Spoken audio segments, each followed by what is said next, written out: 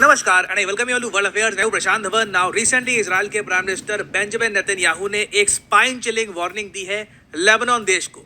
इन्होंने ये कहा है कि लेबनान का जो ग्रुप है हिजबुल्ला, अगर वो लगातार इजराइल पे अटैक करता रहा, जो आज के समय वो कर भी रहा है, तो इसके रिस्पॉन्स में जो वार्निंग है ना, जो वर्ड्स चूज किए हैं, इसमें कई चीजें दिखती है. इसमें दिखता है पावर, इसमें दिखती है एरोगेंस, इसमें ये भी दिखता है कि ये लोग कितना कॉन्फिडेंट है अपनी एबिलिटी को लेकर. नेतन्याहू ने ये कहा है कि Beirut by the way Lebanon की कैपिटल है, बहुत ही सुंदर शहर है अपने आप में. ये कह रही है कि बैरूत का हाल ना वही करेंगे जो आज के समय गाजा का हो रखा है अगर हिजबुल्लाह ने कुछ भी करने की कोशिश करी. ये एक बहुत ही ज़्यादा स्ट्रॉन्ग वार्निंग है टू हिजबुल्लाह. और इससे देखिए एक पॉसिबिलिटी ये भी खुल रही है, कई जियोपॉलिटिकल एनालिस्ट इस पर काफी लिख रहे हैं आज के समय कि शायद इजराइल हमास वॉर फैल सकती है. शायद इवेंचुअली इस वॉर में हिजबुल्लाह कूद ही जाएगा. और उससे आप देखोगे एक पॉसिबिलिटी ये भी है कि रशिया की जो प्राइवेट आर्मी है वैगनर ग्रुप, वो भी इस वॉर में आ जाए. नाउ सबसे पहले तो ना मैं आपको बताना चाहता हूं कि रिसेंटली इजरायली डिफेंस फोर्स ने गाजा में जो अपने ऑपरेशंस हैं उसके बारे में क्या कहा है और कौन कौन सी वीडियोस पोस्ट करी है. नाउ पहली बात तो ये जान लो कि इजराइल हमास वॉर को इन टोटल अब 2 महीने से ऊपर हो चुके हैं. और ये आप जो मैप देख रहे हो गाजा पट्टी का, जो ये ब्लू एरिया है ये इजराइल कब्जा चुका है. जो रेड एरिया है ये अभी भी पैलेस्टीनियन कंट्रोल के अंडर है, या आप कह सकते हैं हमास के कंट्रोल में है, क्योंकि गाजा पट्टी प्रेडोमिनेटली हमास ही चलाता था. और एक इंटरेस्टिंग बात रिसेंटली ये हुई है कि नॉर्दर्न गाजा के बाद ना अब इजराइल धीरे धीरे जो गाजा का सदर्न पार्ट है इसमें भी एंट्री कर रहा है. यहाँ पे आप देख पाएंगे जो ये नई स्ट्रिप्स बन रही है ब्लू कलर की, ये इजरायली टैंक्स हैं जो लगातार खान यूनिस की तरफ जा रहे हैं. खान यूनिस एक बहुत ही इंपॉर्टेंट जगह है गाजा में. और जैसे जैसे इजराइल गाजा के बहुत सारे एरिया और कैप्चर कर रहा है ना, तो कई वीडियोस भी ये साथ साथ में पोस्ट कर रहे हैं जिसमें इनके हिसाब से इजराइल डिफेंस फोर्सेस के हिसाब से कई स्कूल हैं, कई हॉस्पिटल्स हैं, वहाँ पर RPG missiles, anti tank missiles, explosive devices, ये सब हमास स्टोर करके बैठा था. ना यहाँ पे आप देख पाएंगे ये वीडियो, ये जो सारा डिफेंस इक्विपमेंट है ये एक्चुअली हमास का है जो इजराइल की आर्मी ने अब पकड़ लिया है. और इन्होंने बताया है कैटेगोरिकली कि ये सारा असला स्कूल्स और मेडिकल फैसिलिटी में छुपाया जाता रहा इनके हिसाब से, ताकि कल को अगर मान लीजिए इसे डिस्ट्रॉय करने के लिए इजराइल अटैक करे तो सिविलियंस की भी मौत हो. तो इजराइल देखिए बहुत ज़्यादा डॉक्यूमेंटेड तरीके से, मतलब लिटरली एक एक चीज़ ये दिखा रहे हैं कहाँ से हमको मिली है, ये कहाँ पड़ी हुई थी.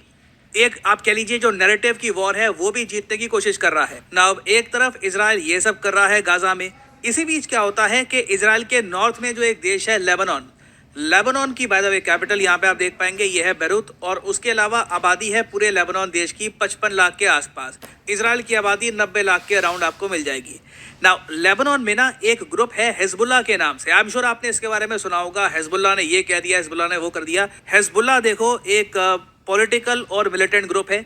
दुनिया के कई देश हैं जो हिजबुल्लाह को एक आतंकवादी संगठन मानते हैं, जैसे यूएसए, यूके, ऑस्ट्रेलिया. इजराइल तो ऑब्वियसली मानेगा ही, उसके अलावा कई यूरोपियाई देश हैं. इंटरेस्टिंगली गल्फ कोऑपरेशन काउंसिल, जिसमें आपको Saudi Arabia, UAE, various Islamic countries मिलेंगे, इवन अरब लीग जहां पे आपको इजिप्ट मिलेगा, ये सब कंट्रीज हिजबुल्लाह को एक आतंकवादी संगठन मानते हैं. इंडिया अभी तक हिजबुल्लाह को एक आतंकवादी संगठन नहीं मानता. अब अजीब बात यह हुई कि हिजबुल्लाह जो लेबनान में एक्टिव है, इसने रिसेंटली अब फायरिंग स्टार्ट कर दी है इजराइल पर. और रिसेंटली एक एंटी टैंक मिसाइल जब इन्होंने फायर किया, इसकी वजह से एक इजरायली सिविलियन की मौत हुई.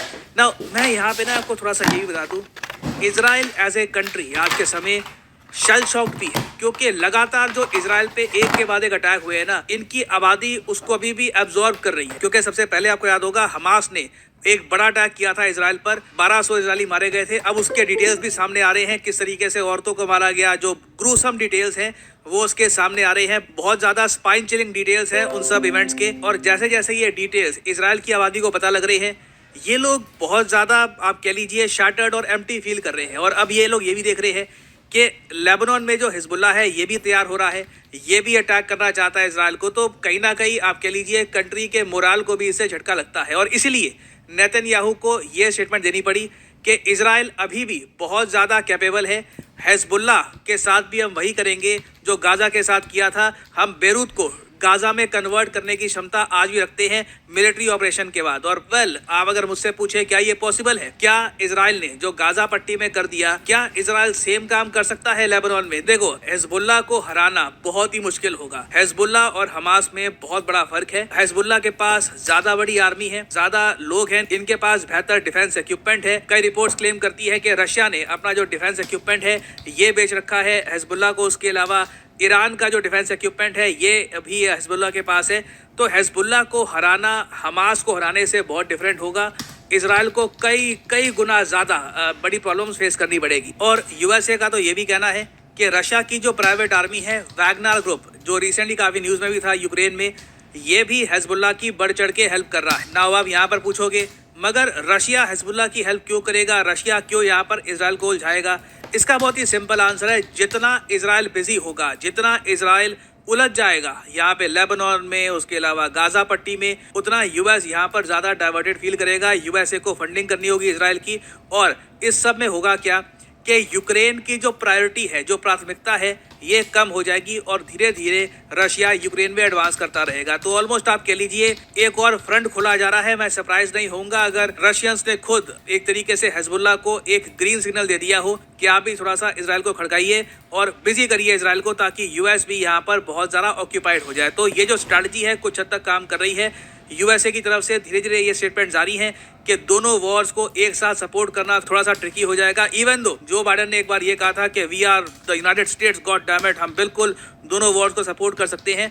अब धीरे धीरे रियलिटी जो है ये यूएसए के सामने आ रही है कि एक टाइम पे आकर हो सकता है कि इन्हें इजराइल को ज्यादा प्रायोरिटी देनी पड़े कंपेयर टू यूक्रेन। तो देखिए अभी इस टॉपिक से रिलेटेड बहुत सी डेवलपमेंट्स होंगी।